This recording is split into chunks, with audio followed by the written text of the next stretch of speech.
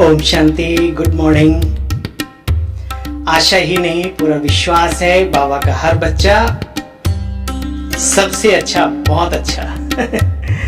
चलो आज मुरली दर्शन में बाबा की मुरली की मुख्य मुख्य पॉइंट्स सुनते हैं। आइए। आज बाबा कहते हैं, मीठे बच्चे, इस बेहद के ड्रामा में हीरो हीरोइन का पार्ट तुम्हारा है, बाप का नहीं। बाप के पास सिर्फ पतितों को पावन बनाने का हुनर है। बाबा कितना निरहंकारी है। किंग नहीं बनते लेकिन किंग मेकर बनते हैं, है ना। जैसे चाणक्य खुद राजा नहीं बने, लेकिन बिना बाबा के हम सब क्या हैं। बाबा ने कहा, मीठे बच्चे, इस बेहद के ड्रामा में हीरो हीरोइन का पार्ट सिर्फ तुम्हारा है, बाप का नहीं। बाप के पास सिर्फ पतितों को पावन बनाने का हुनर है। ये हुनर ज्ञान युग। ब्रह्मा के चित्र को देख प्रश्न उठाते हैं, उन्हें कौन सा राज समझाना है। आज का प्रश्न है, उत्तर है आज का। उन्हें समझाओ कि यह आदि सो अंत वाली आत्मा है, जो फर्स्ट प्रिंस श्री कृष्ण हैं। उनके ही लास्ट जन्म में बाप आते हैं, इन्हें ही पावन बनना है। यह कोई भगवान नहीं है। प्रजापिता ब्रह्मा को हम कोई, दादाजी को कोई भगवान नहीं मानते। भगवान तो एवर प्योर है। उसने इनके तन का क्या लिया है, आधार लिया है ना। मुखड़ा देख ले प्राणी जरा दर्पण में। ये बहुत ही गीत सटीक बैठता है हम पर और आप सब पर भी। कभी एकांत में बैठ के चिंतन करो। एक बहुत ही सुंदर, पुण्य की नगरी में रहकर कहीं पापों की गठरी तो नहीं बांध रहे। हे प्राणी, जरा मुखड़ा देख ले दर्पण में। ये दर्पण है बाबा का। ज्ञान को दर्पण भी कहते हैं। मुरली आईना है, दर्पण है। देखो अपना आज चेहरा। बाबा ने कितने दाग धुलने के लिए कहा और हमने कितने धोए हैं अभी तक। ओम शांति। बाप ने बच्चों को समझाया है कि बच्चे, शांति के लिए कोई बाहर धक्का नहीं खाना, जैसे संसार में लोग खा रहे हैं। सन्यासी समझते हैं गृहस्थ व्यवहार में रहते शांति मिल नहीं सकती। शांति जंगल में मिलती है, परंतु बाप समझाते हैं शांति तो वहां भी नहीं मिल सकती।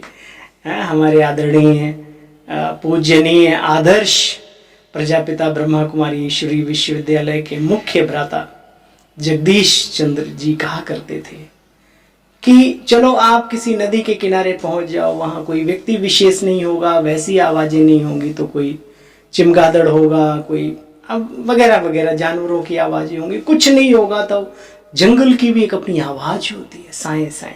शांति तो वहां भी नहीं। शांति तो अपने स्वधर्म में टिकने से, और वो आप कहीं भी टिक सकते हो। दूसरा, अपने उस शांति धाम घर में।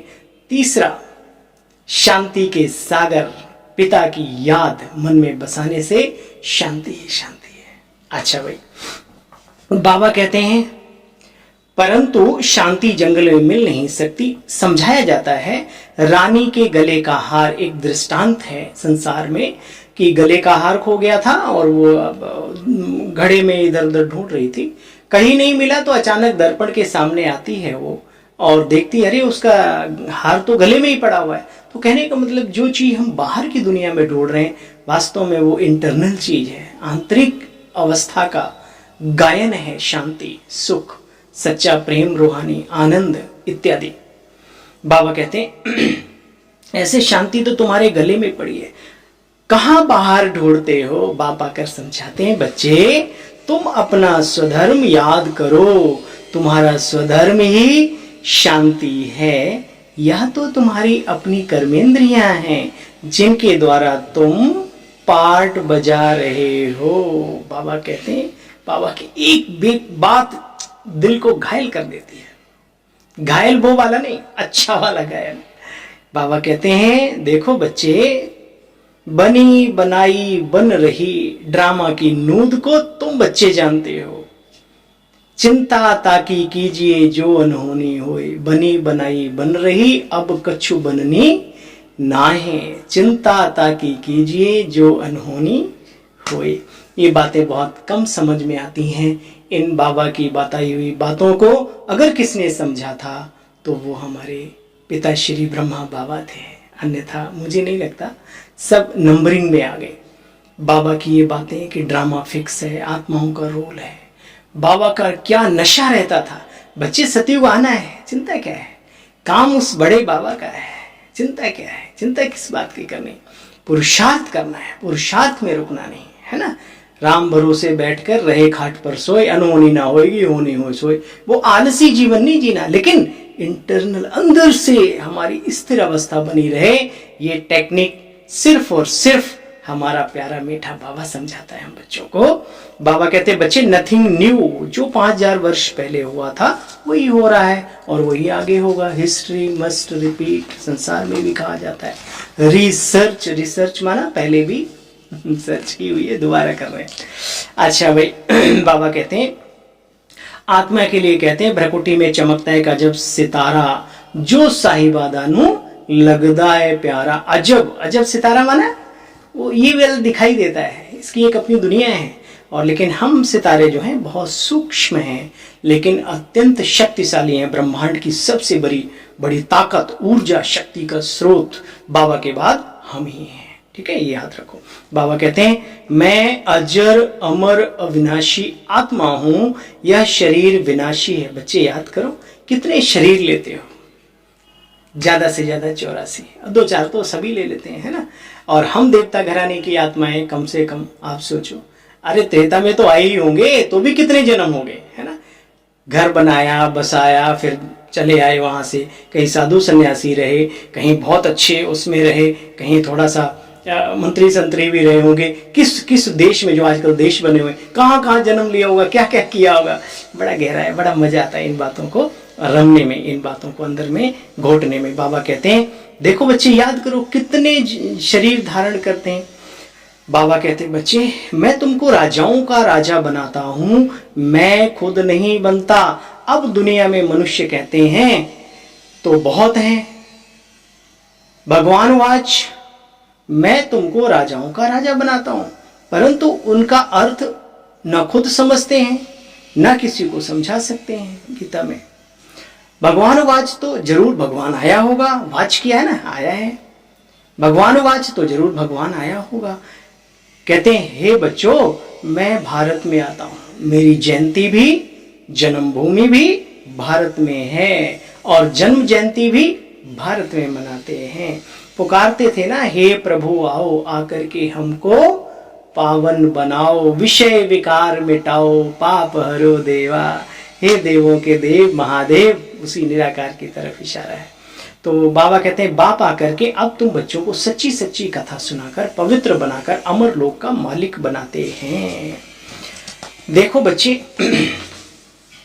तुम बच्चों को बाप पूछते हैं मैंने तुमको इतना साहूकार बनाया था, हीरे जवाहरात क्या क्या नहीं था तुम्हारे पास, बड़े बड़े महल दे करके गया था, सब क्या किए। लौकिक बाप बच्चों को पैसे देते हैं, बच्चे बर्बाद करते हैं, तो बाप बुलाकर पूछते हैं बच्चे तुमने पैसे कहाँ किए, कहाँ इधर उधर कर दिए, कहाँ उड़ा दिए। बाप धर्मात्मा है, बच्चे विलायत में जाके लाखों रुपया उड़ा कर आ जाते हैं। बाप कुछ नहीं कर सकता, बाप फारकती भी नहीं दे सकते क्योंकि दादे की मिल्कियत है, परंतु अंदर जानते हैं बाबा ने बहुत अच्छी बात करी, परंतु अंदर जलते रहते। बाप के मर जाने के बाद कोई कोई तो बच्चे पूछो मत, इतने गंदे बच्चे होते हैं, 12 मास में सारी मिल्कियत उड़ा देते हैं। अच्छा बच्चे अब ये हुई हद की बातें, अब यहाँ बाबा बेहद का वर्षा दे रहा है, सुख शांति प्रेम आनंद खुशी सब कुछ, और वो दुनिया का तो बाबा कहते हैं हद की बातें। यहाँ फिर है बच्चे बेहद की बातें। बाप पूछते बच्चे कंगाल क्यों बने हो, इतना धन कहाँ भेज दिया। बच्चों से ही पूछते हैं ना, बाप को इतना भारत को इतना साहूकार बनाया, बच्चे सब पैसे क्या किए हैं, तो क्या किए भाई, जन्म लेते लेते लेते समयानुसार भाई सब शक्तियां खजाने खाली होते चले गए ऑटोमेटिकली। रावण के चंगुल में आए और वो लूट ले गया, जैसे कहते हैं बाहर के लोग लूट गए तो हमें रावण ने लूट लिया।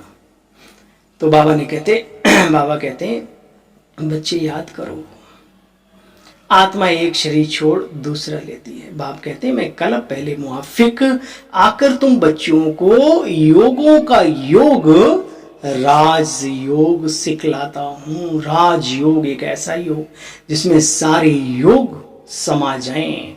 सभी योगों का राजा है ये, क्योंकि मन योग है।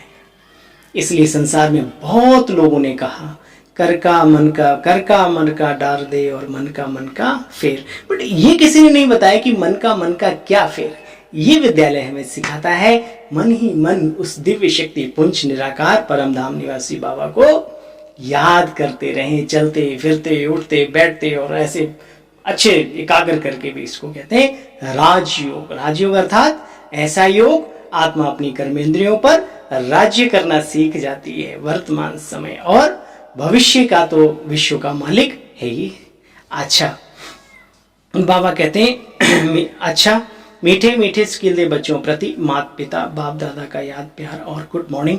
रूहानी बाप की रूहानी बच्चों को नमस्ते। बाबा हम सब रूहानी बच्चों की नमस्ते स्वीकार करो हंसते हंसते।